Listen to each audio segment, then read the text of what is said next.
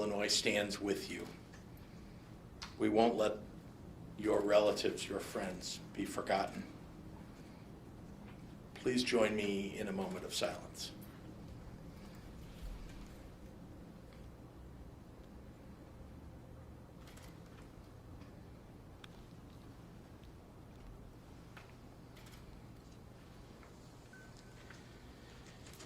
To all Illinoisans, I cannot stress enough the severity of our situation. IDPH is looking at proposing further regional and statewide restrictions because the rise in cases and hospitalizations is unsustainable. But I cannot stress how important your individual actions are right now. What you do, what we all do, will determine how much worse the coming weeks will look. We are seeing record numbers of new COVID-19 cases across the state. Our community transmission rates are at drastic levels. In the last week alone, we've seen our state case positivity climb from 6.9% last Thursday to 9.1% today. And our test positivity, which we use for mitigation decisions, similarly climbed from an average of 8.2 then to 10.5% now. In 1 week. Yeah. 1 week. That's on top of massive growth since the beginning of October. We've seen our case positivity rate in the state nearly triple. As has been the case for weeks now, this comes as Illinois sets new records in testing.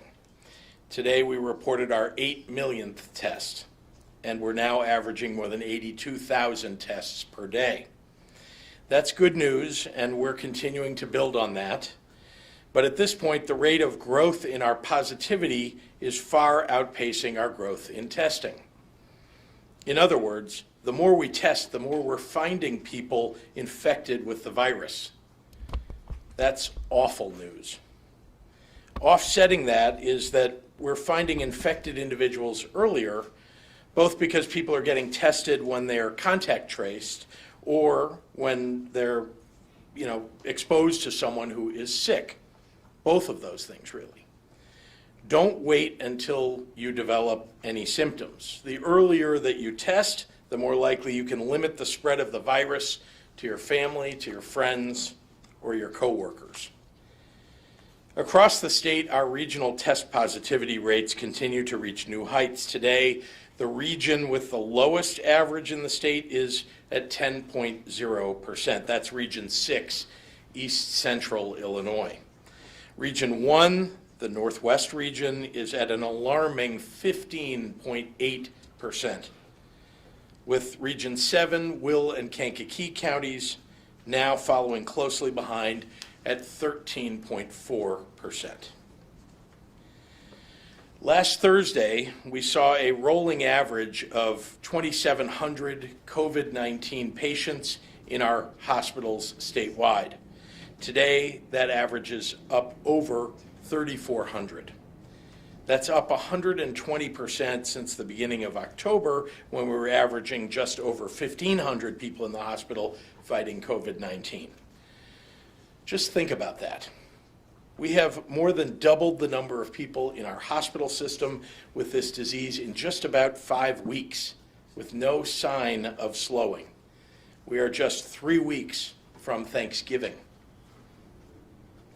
We continue to see rising numbers of severe cases trailing rising hospitalization rates, which, mind you, is already a sign of severity on its own. The number of COVID-19 patients in the ICU is up more than 100% since October 1st. We entered last month with an average of 360 COVID-positive ICU patients in the hospital, and today we've more than doubled that with an average of 724. And since the beginning of October, the number of people fighting COVID-19 on a ventilator statewide climbed from around 140 to more than 300. Across the nation, We're seeing states and cities affected by this growing crisis, and they're responding by rolling back their reopenings. And over in Europe, France, England, and Germany are rising at such a quick pace that they're resorting to much more significant restrictions on all non-essential activities as they too face case numbers and hospitalizations rising at a tragic rate. Remember that Europe fared much better than the United States over the last 5 months. So when they impose those severe mitigations, it's an indication that the virus is raging out of control there.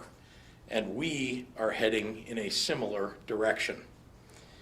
The vast majority of people in this state want to keep themselves safe, their families and children safe, their parents and neighbors and friends safe. And they know that masking and distancing and limiting public gatherings are the right way to do it. But if others don't change their behavior, which we're going to experience, if they don't change their behavior, we are going to experience a surge in hospitalizations much higher than where we are now. And in some areas of our state, that will mean that you'll run out of hospital beds and nurses and doctors who can treat you. If the current trajectory continues, if our hospitals continue to fill up, if more and more people continue to lose their lives to this disease, we're going to implement further statewide mitigations, which nobody, and I mean nobody, wants. So we have got to get these rates of community transmission down. And the only way that's going to happen is if mayors and city councils and county boards across this state stand up and say, this needs to change. Far too many local governments across the state are failing to enforce any mitigation measures, allowing this continued rise in positivity to balloon out of control. It's time to take some responsibility. That's the only way that we will get out of this without having to implement more and more restrictions across more industries and across the entire state. Because frankly, I can tell you that these numbers are drastically increasing. And I can tell you that till I'm blue in the face. But if local leaders don't step up, if high-risk industries don't act accordingly, if families don't put off that gathering or dinner party, if people don't wear a mask, we're heading down a very dark, dark path toward where we were last spring. Let's not let that happen. With that, I'll turn it over to Dr. Ezike.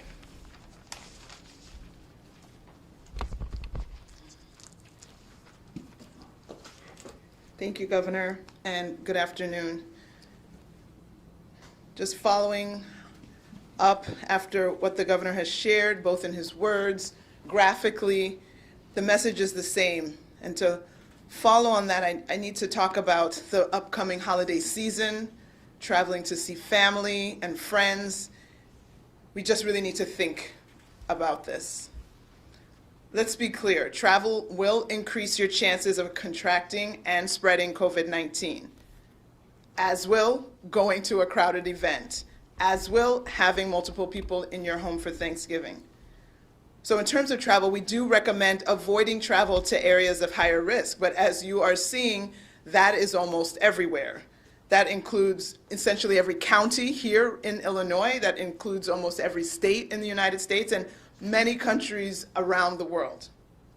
Visiting counties, states, or other countries where there are fewer cases of COVID-19 might be a little less risky than visiting locations where there are higher rates, but there's still a risk, and there's just even the risk of just the traveling process. I want to make sure that every person watching, every person listening understands that there is significant potential for harm and death. Let's be very plain. And it's not just to yourself, for the people who feel nothing could ever happen to them, but it's to other members of your family and other people that you may not even know that you could unwittingly spread the virus to. Ultimately, the decision to travel or to have an event or to have a large Thanksgiving feast is yours to make. But I want to make sure that you can't say you didn't have all the information and the knowledge that COVID-19 is a serious disease. It's led to millions of hospitalizations and hundreds of thousands of deaths worldwide. I realize that some people may still choose to travel. Maybe you need to travel. Sometimes you'll have to travel, and in those instances, we are trying to provide guidance to help accomplish this in as safe a manner as is possible, knowing that we could never fully mitigate all the risk. So consider how you're going to travel or your mode of transportation. Obviously, when you fly, there are security lines as you go through the airport terminals. Think about a flight with layovers where it may be cheaper, but obviously that will pose more risk than a direct flight. Traveling by bus or train versus taking your own vehicle. Obviously, taking your own vehicle, if that's an option, would be safer.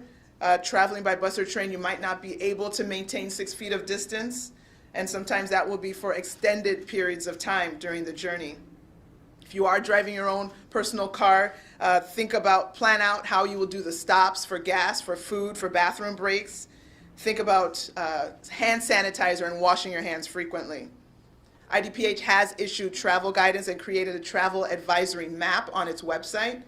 This is to help you make more informed decisions about travel if you have the choice or if you can postpone, but you can look there to see what's going on around the world. This is available at www.dph.illinois.gov/travel.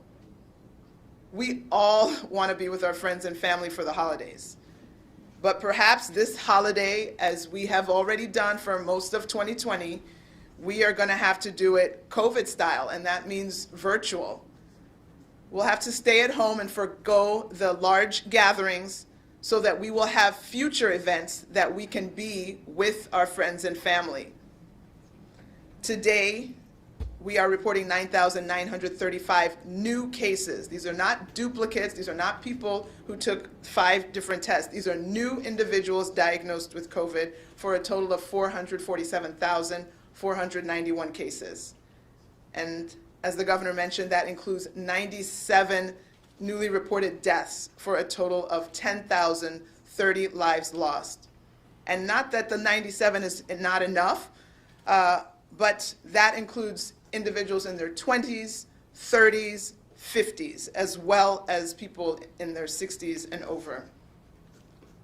3,891 people were reported to be in the hospital overnight with COVID-19, and of those, 772 patients were in the ICU, and 343 patients were on ventilators.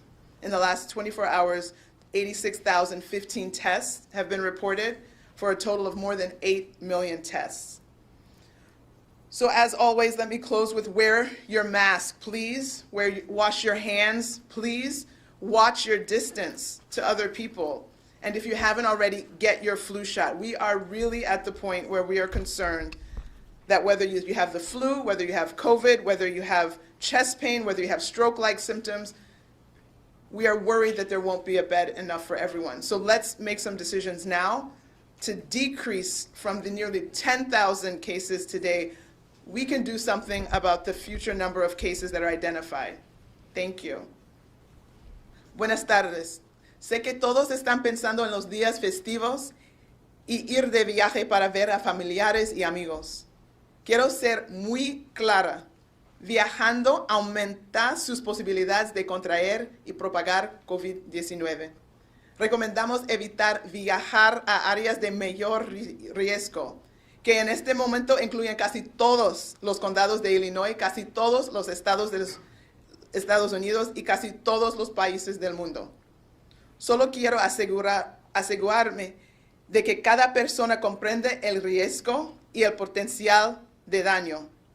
Sí es su decisión, pero toma esta decisión con el conocimiento de que COVID-19 es una enfermedad grave que ha afectado mucha gente en todo el mundo. Si tienes que viajar, es importante pensar en tu modo de transporte. Cuando volamos, enfrentamos líneas de seguridad y terminales de aeropuerto, y vuelos donde hay que cambiar aviones nos ponen en mayor riesgo de exposición al COVID-19. Viajar en autobús o tren significa sentarse o pararse a menos de 6 pies de otras personas, a veces durante periodos prolongados. Si planeas conducir, las paradas para poner gasolina, comer o ir al baño pueden ponernos en contacto con otras personas y cosas que tocamos con frecuencia. IDPH ha publicado una guía de viaje y ha creado un mapa para viajes en nuestro sitio web para ayudar a las personas a tomar decisiones informadas sobre viajes. Visita nuestro sitio web en www.dph.illinois.gov/travel.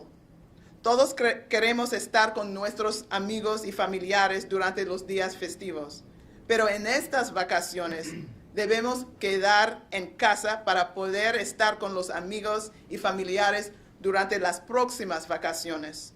Hoy estamos reportando 9,935 casos nuevos de COVID-19, para un total más de 447,000 casos en Illinois. Eso incluye 97 muertes adicionales para un total de más de 10,000 vidas perdidas a este virus. 3,891 personas pasaron la noche en el hospital con COVID-19. De ellos, 722 pacientes estaban en la unidad de cuidados intensivos y 343 personas estaban en ventiladores. En las últimas 24 horas, 86,015 pruebas fueron hechas para un total de más de 8.1 millones de pruebas en Illinois. Y como siempre, practica por favor los 3 M's. Usa su máscara, lávese las manos y mantenga su distancia. No olviden, vayan por su vacuna contra la influenza. Necesitamos toda la protección que podemos obtener contra estas 2 enfermedades. Muchísimas gracias para su apoyo. And with that, I will turn it over to Governor Pritzker. Thank you, and happy to take questions from members of the media. Eric? And when we're talking about broader measures, stricter mitigations, like you've just stated, what are some of those things that look like immediately, and how far away are we from that? Well, as I say, if the numbers keep going in the wrong direction, we will need to impose further mitigations. I think we all remember what phase 3 looked like, or phase 2 looked like. Those are all things that are under consideration.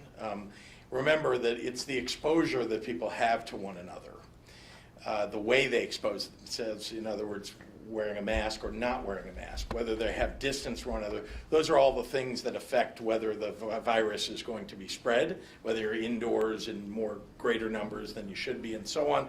And so all of the things that we looked at and did over the last 6 months are things that are under consideration for what those new mitigations might look like. But let's just be clear, you can go look at all of the mitigations that we had in previous phases of Restore Illinois, or in the mitigations that are in the Resurgence mitigation list, Tier 1, Tier 2, Tier 3, which have been on the table on a regional basis. All of those are, frankly, potential mitigations that we would put in place statewide. I had a question from my colleague, John Garcia. You talked about enforcement, local enforcement. Yes. There's a report out of McHenry County, 90% of businesses, even if that number seems high, is significant, even if that number were lower, 90% of businesses not complying with the indoor dining ban. Even if local law enforcement was really trying to enforce this, I mean, when you have that many people not... Believe me, when one of them gets a citation, others hear about it. When 5 of them get a citation, all of them hear about it. They know that if there was enforcement, if there were actual consequences for their actions at the local level, and they're supposed to enforce state laws. State regulations, state laws, that is their job. And when they don't enforce them, people die. Yes, sir. Yesterday, Dr. Ezike said that we should be testing ourselves more and more, perhaps even if we don't show symptoms. Do we have the capacities to sustain that kind of testing?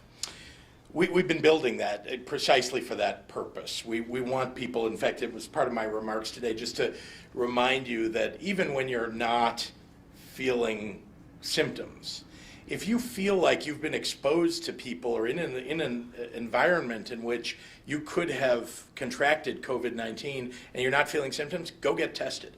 And that's one of the reasons, I mean, frankly, that I think our state has been, over the last number of months, better off than many others, is that we have so many tests available for people to get.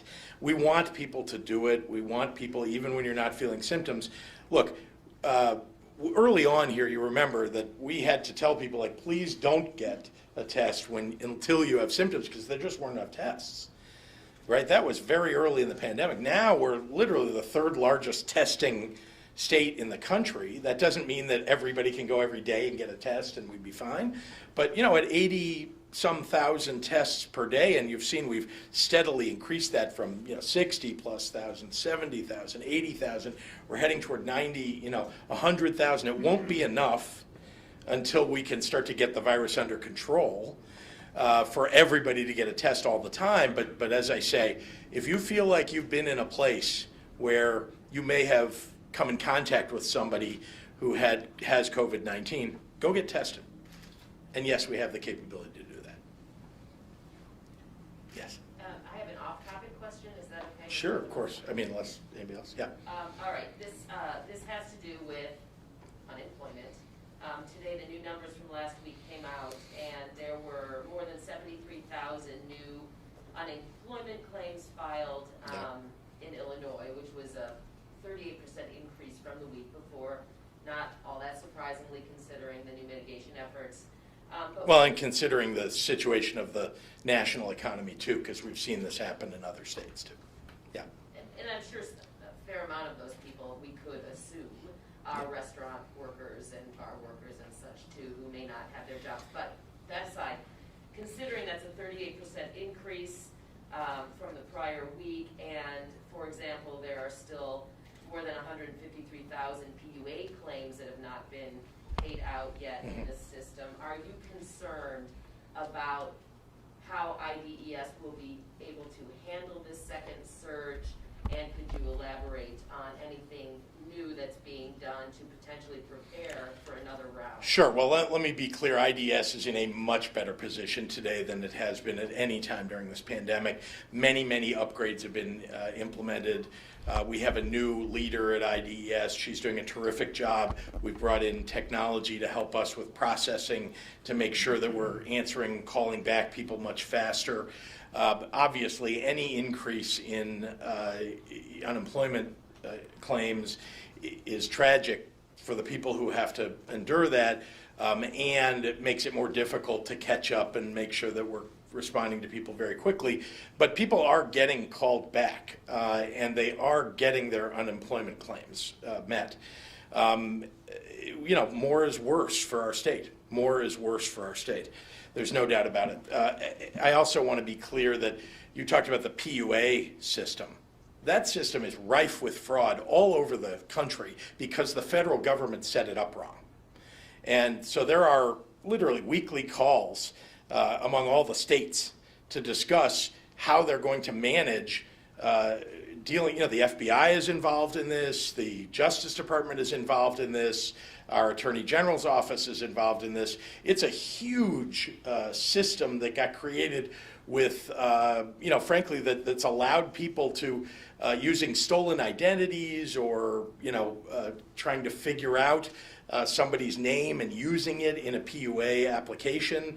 And so to the extent that people are not getting those PUA, benefits filled, one of the challenges has been the massive fraud that the federal government kind of built into that system, and that's going to have to be worked through in every state, and every state is working on it. We're actually in a slightly better position dealing with that than many others. And a quick follow-up: Are you concerned about the state's ability not to pay out the claims but to pay for them? I mean, I understand there's a trust for that. Well, the PUA system is all federally funded. Okay. So the answer is, my concern is that your federal tax dollars were wasted by the fraud that was built into that system. regular unemployment claims? Are you concerned about the state's ability to absorb that cost?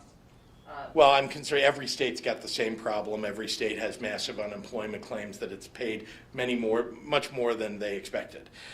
We too have that problem. And so, we'll work our way through it. It's certainly help that we'll need from the federal government to support unemployment for every state and for the state of Illinois as well. And obviously we have an agreed bill process to work through business and labor working together to make sure that system is solvent. Just to follow up on the stricter mitigation. Sorry, Yeah. Oh, good. You're good. Okay. On the possibility of stricter mitigations. Yes. I mean, you said in the past it takes a couple weeks for the resurgence mitigations to take hold. It does. And really evaluate that. Are we in a place where you are evaluating what's been happening? Yes. And you think that the resurgence mitigations are not working? Well, it is clear that the numbers continue to go up even in places where we put those mitigations in place a couple of weeks ago or 3 weeks ago. And so as we watch those numbers, I mean, again, nothing's exact here. This virus doesn't follow an exact path or timing. But 2 to 3 weeks, and I look to Dr. Ezike, 2 to 3 weeks is at least a time in which you can start to see, is there a bend in the curve? What's happening? By the way, the virus, it doesn't slow down. The virus does what it wants to do. The question is whether people are following the mitigations that have been put in place. If they're not following the mitigations that are put in place, then no mitigations that you announce, or if you don't enforce them at the local level, like we were talking about earlier, guess what? And if people aren't following them themselves, which is much preferred, enforcement is, your secondary measure. People should just do the right thing here for themselves and their families. And ultimately, we do believe these mitigations work, but people have to follow them. And I think that, just as importantly, some mitigations are less effective than others. Obviously, we saw back in the spring a complete stay-at-home order, not something right now that we're considering, but that worked, right? You saw that from the moment we put it in. Remember, it took 6 weeks from the moment we put it in for us to see a peak, and then begin to come down the other side. You remember? And it was about March 21st to about May 6th. Now, that's to get to a peak, right? You can see in the middle of it whether the curve is bending.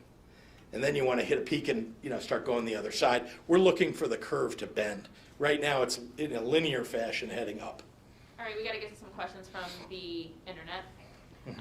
John O'Connor is asking, Wednesday you said you ran for governor to handle the budget responsibly because revenue never matched expenditures. Then you signed a budget with a $5 billion gap, hoping for federal aid that hasn't come.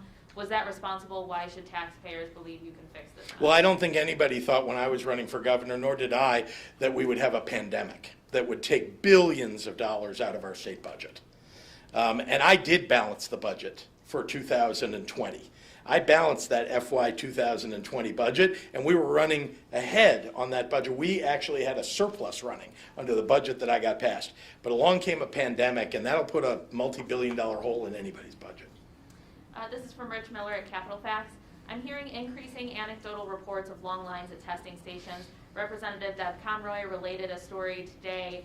Is there any evidence that this is a widespread problem, or is it confined to certain areas, and what's being done about it?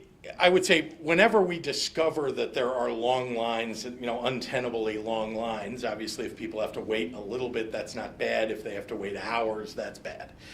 Whenever we hear about those, we start to increase testing capability in that area. Sometimes we move mobile assets into the area. Sometimes we go to the hospitals or other medical providers and ask them to start or expand implementing them. The fact is that we're trying to react wherever we see that, and when we hear about it, it's not a good thing, right? It's something we want to address everywhere in the state if we hear about it, and I hope people will report that to us. Dave, Tony at WBZ, and a few other people are asking about Senator Durbin's comments yesterday, and if Speaker Madigan should remain chairman of the Democratic Party in Illinois, and what role do you think his investigations played in voters rejecting the fair income tax? Look, I agree with Senator Durbin that, opponents were able to tap into voters' concerns about corruption and their lack of trust in government. There are real challenges there, and that I have proposed significant ethics reforms that I know that the legislature needs to take up. the Republicans and the billionaires that sided with them were, effectively able to use the speaker as their foil. And that hurt our state's ability to get things done. And the truth is that, Democrats are standing up for the middle class and getting important things done to support them. But, it is clear that, Senator Durbin is expressing something that I think is accurate.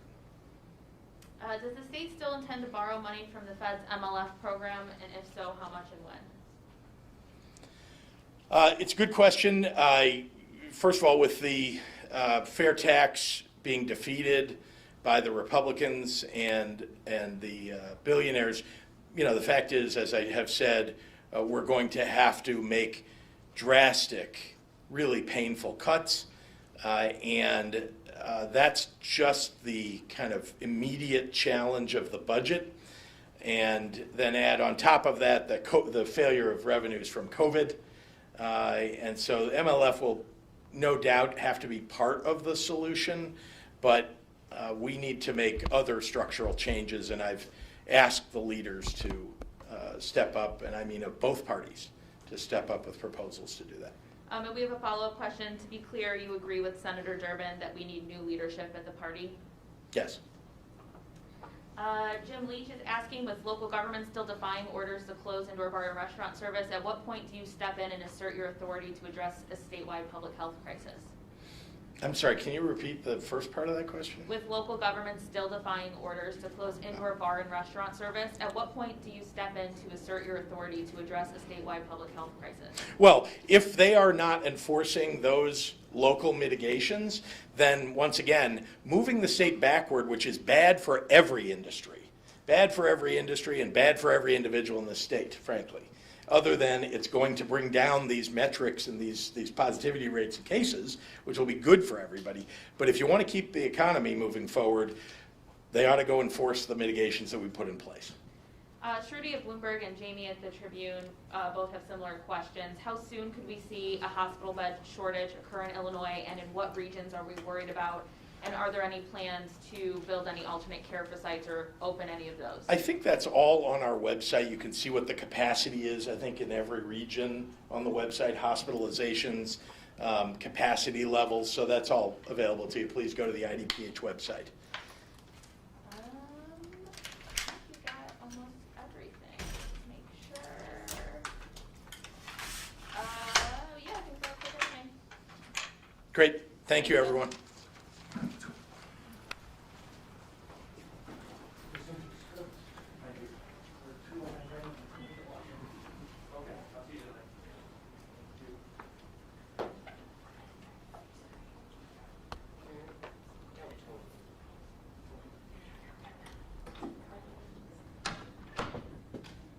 Jack, a lantern? How many people have called you that? No one?